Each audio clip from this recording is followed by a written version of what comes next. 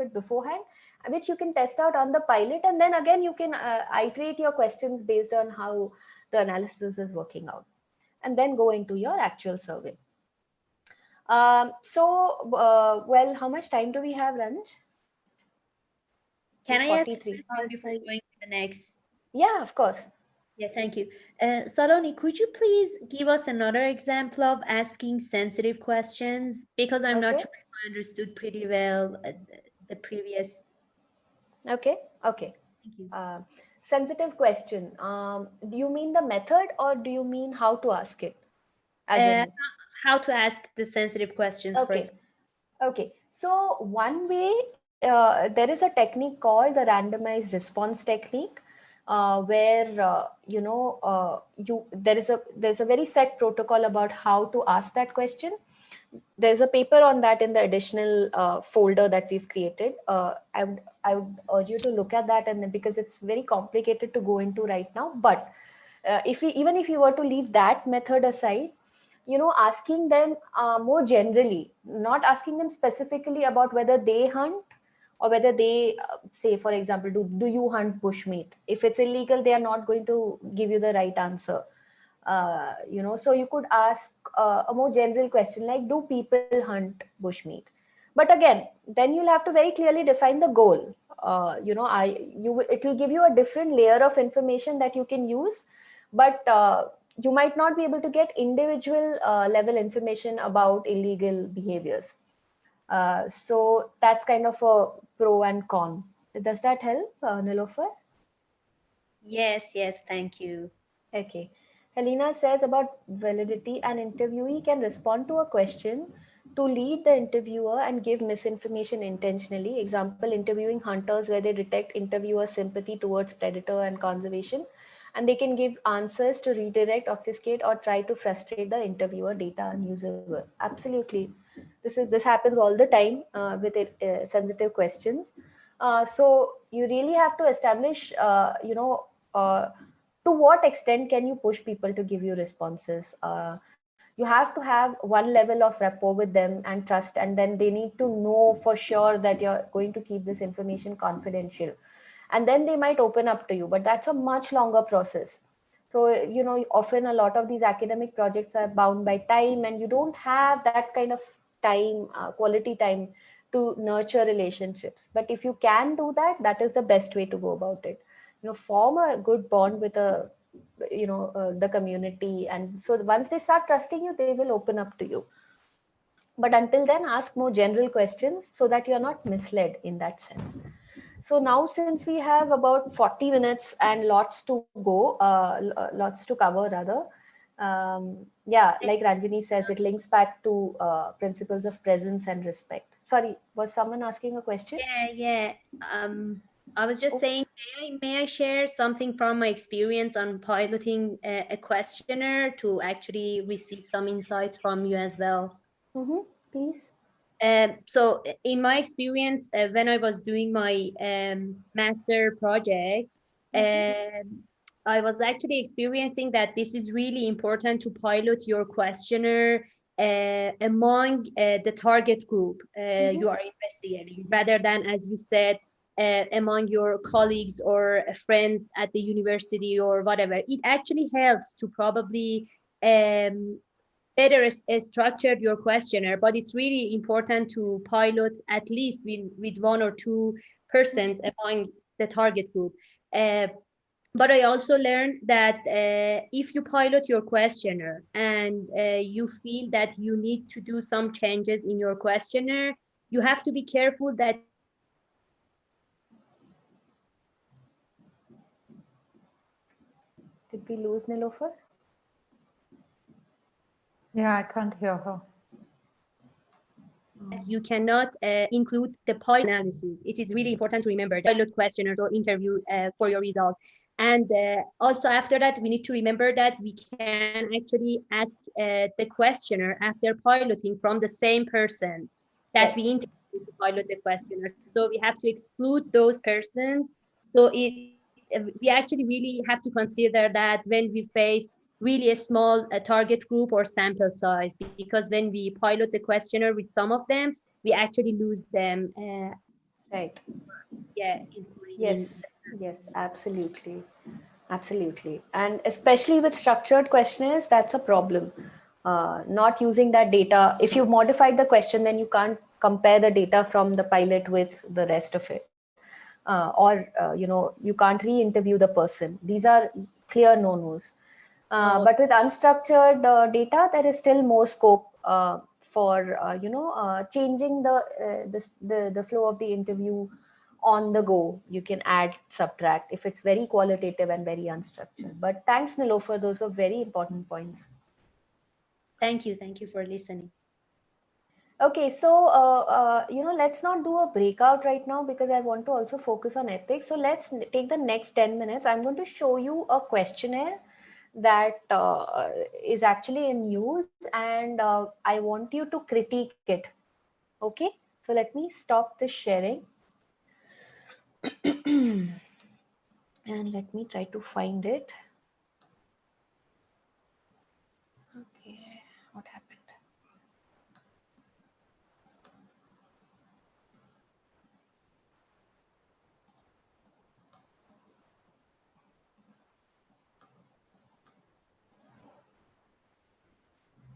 Why can't I see anything here?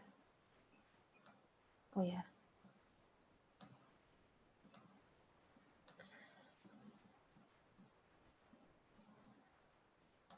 Share screen, HR education, share.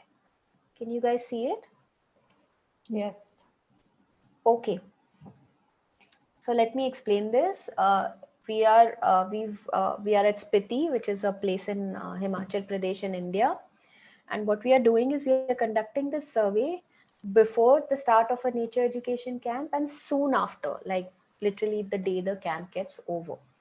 So what we do is we record the name of the student, the school, and the class that they belong to. And these are the questions that we use. So 0 is if you disagree with the statement. 2 is if you agree completely. So what scale is this? Again, what measurement scale is this? Is it a measurement scale? Someone's typing. Likert. Yeah, it's a form of Likert. Okay.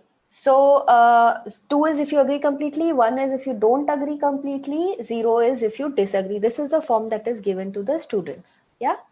Now let's look at the first 5 statements. And if there is anything you have to say, just unmute or type or whatever and tell me what you think about the statements. Are they biased? Are they leading? Are they correct? Will it capture what you're looking for? What we are trying to assess is how have the attitudes of students changed pre and post the nature camp.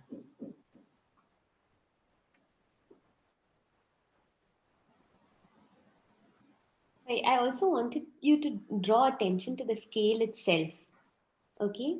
So, like with agree, disagree, and don't agree completely. Hmm. Yeah, that's a very, very good point.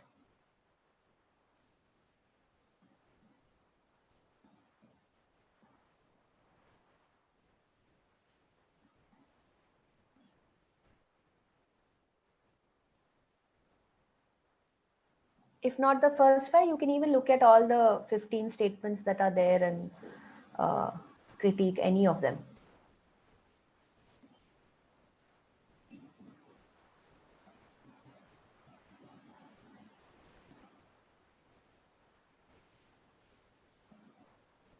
Does anyone want to go first?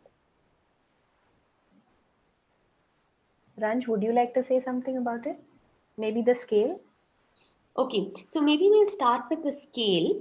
So one of the things about the Likert scale is it's a scale from 1 to any number. Okay, like or from what it can be units. It doesn't have to be 1, but it's basically different units. The units can range. Most commonly, it's used as a scale of 5. Sometimes it's used. Yes, Aliana, the scale is awkward. Why do you think the scale is awkward? Just the number 1 is weird to me. Like agree and disagree, fine, but then in the middle should be like don't necessarily agree or disagree instead of being don't agree completely. It's just it's weird. It's not a true it's not like not a true neutral. Yeah, Mm. yeah, Aliana, you've hit the nail on the head. So normally, like a Likert scale, when you think of putting it up, it can range from, so the most common might be a scale of 5, okay, like what you've seen on our forms. Sometimes they go up to a scale of 7. Sometimes it's 3, sometimes it's even 4. Okay, so what happens when you have a scale of 3, 5, or 7 is it gives you a neutral option. Okay, so people can sit on the fence with these scales. But sometimes it might not have a neutral option. It has a scale of 1 to 4. You force people to choose. Right? So that's also important to think of. So what's interesting about this scale, like Aliana said, is it's a little awkward because it's a scale of 3. So what you would expect is you'd expect 2 on either extremes with 1 in the center. But this has 2 don't agree completely is almost like okay, agree.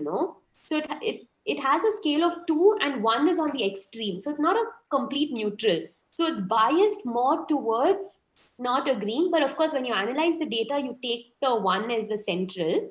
But for people reading it, it's awkward.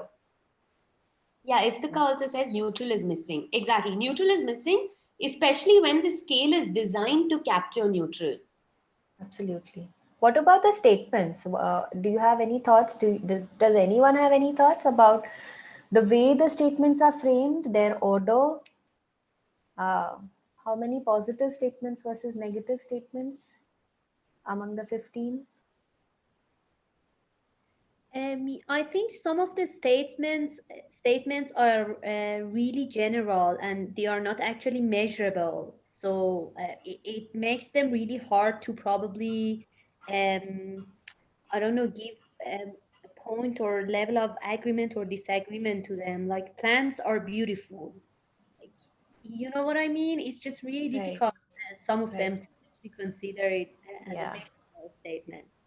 absolutely. Daniel says highly objective. What do you mean by that, Daniel? Again, at the exact point that Nilüfer pointed out, I mean, what do we mean by happy or beautiful? And these are not, you cannot quantify these options also, and the definition is not there. So yeah, highly, I Right, think, objective. As scientists, we need to actually quantify our meanings. right, absolutely. Anyone else has anything else to say?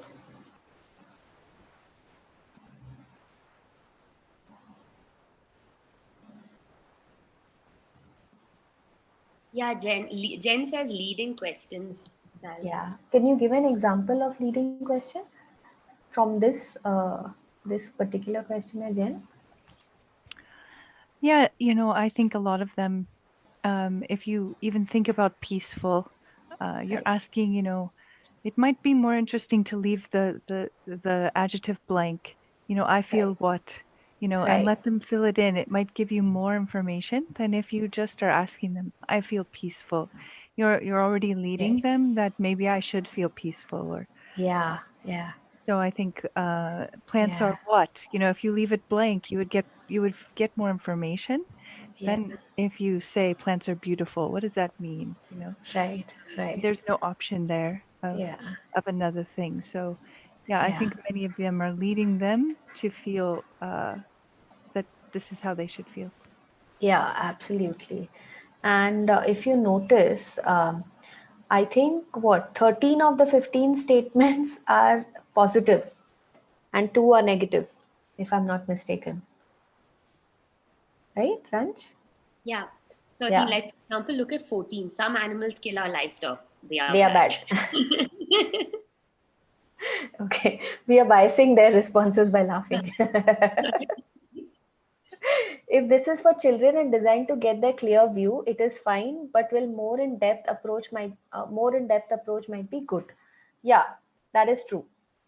Again, see, these are like a lot of you have said, the kind of adjectives we use, the kind of statements, the way we frame it, it reflects our own bias, and that's not going to be very helpful. So you want to have statements that are neutral or that they can relate to. For example, I don't know, they might not associate nature with, say, I mean, like their religious philosophy, this is just a hypothetical example, that in their religious philosophy, maybe they don't think of humans as superior to plants and animals, or maybe they don't think of these distinctions between human and animal. Then what do you do with a statement like that? So is there a context for a statement like that? Iftikhar says, yeah, the survey reminded me of the video you shared. Yeah, exactly. So I guess we are getting a handle on, what a work in progress questionnaire looks like compared to a better version. Are there any questions at this point? If not, we can move to ethics. We have a few minutes. If you have like something burning, like a burning question or something, please feel Well, free. I just want to add to what you were saying. Yeah. Like people have an agreement bias. So when we ask people anything, they tend to agree. Like even us, like if you're asking, do you like, and as the video also shared, right? You always tend to agree with the question that someone is asking you. So even if you say I don't, because they want to, because people want to agree with you, they want to be agreeable. So um, maybe a better way of asking these statements for Likert scales in general is to phrase them as questions, right? Because and the scale agree, okay, like for example the form that is sent out, the feedback form there, the question is how would you rate the level of difficulty, and then you have it from very easy to very advanced, so then people can choose.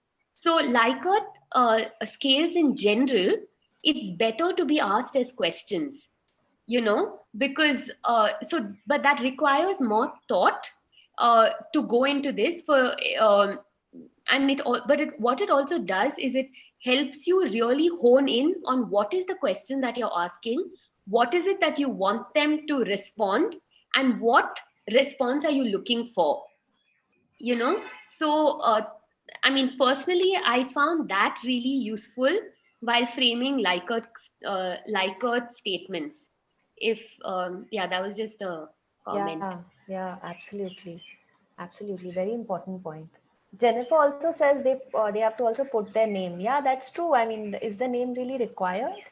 And especially with kids, school kids who are there, they might think of it as an exam on which they have to score really well, and they might again tend to agree more with like the positive statements or something like that, because they are smart. They can figure what is expected of them, right? So if it's anonymous, maybe you'll get probably a bit more honest responses. I don't know. That's something to think about. Yeah. So Actually, sorry, Sal, just to yeah, add to that point of anonymity, Jen, you bring a good point there. But also adding to that, sometimes you might want to know who they are, especially, say, for example, with education, because you might want to follow these kids later. So these ways, you can tell them that this is going to remain anonymous in the sense that the data, their names, there's confidentiality, right? Their names are not going to be shared, but for this statement, it was shared before and after the thing. So to look at, whether with the same individual, if there is a change in their response, it'll be useful. It's also useful if it's a long-term project, where a single individual is attending these things multiple times. Then it might be useful to look at the individual if you're looking for certain characteristics of individuals that make them agents of change, right? So it's also up to you, I mean, up to whoever is designing the questionnaire to decide whether you want it anonymous or not, while you're, of course it will be kept confidential, which Sal will cover in ethics, but at the level of data collection itself, very often you might not want anonymous responses because you might want to track them. thanks, Ranj. I'll stop sharing this.